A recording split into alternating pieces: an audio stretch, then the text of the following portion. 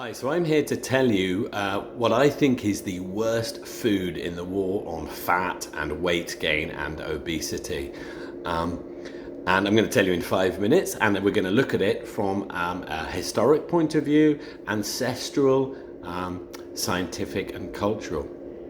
So first off, a little story. I want to talk about the Simini people of Bolivia. So back in 2010, researchers discovered that these people had the lowest incidence of cardiovascular disease in the world. So that was very, very interesting. So all the researchers around the globe started descending on this tribe en masse to investigate what was going on.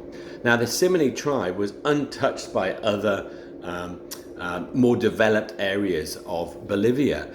So they just lived off the land, hunting animals, fish, gathering, vegetables, tubers, fruits.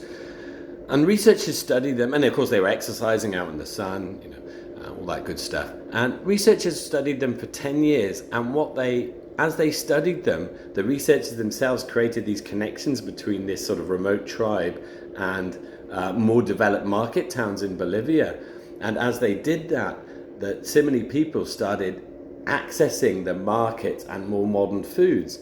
One food in particular that they added to their diet over the 10-year period. As they added this food to their diet, their body fat percentage went from 11% to 20%. And what was the food that they used?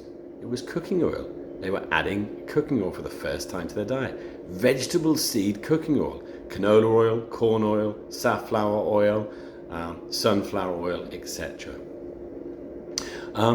So this was the only variable in their diet, and it looks ancestrally like these people were very much affected by consuming vegetable seed oils. So then I went back and I looked at the history of vegetable seed oil consumptions. And it's very interesting because in the 60s, that's when they started telling us that saturated fat consumption was very bad for us. And looking at the data in the States, saturated fat consumption was quite high. And then it fell by like 50% over a 60-year period. But Americans went from 15% obesity to 45% obesity, where they are at now, 42%. And so, saturated fat consumption came down, but obesity rates went up. Sugar consumption in 1998 started falling and fell by 20% because we were told that sugar was bad for us. And that started falling and it actually fell by 20%. But obesity rates were still going up. And interestingly, over that period, vegetable seed oil consumption also went up by 25%. So saturated fat consumption came down, sugar consumption came down, vegetable seed oil consumption went up. So that's very, very, very interesting to me. So we have like ancestral evidence that it's a problem. We have historic data that it looks like it could be a problem, certainly from a correlation point of view.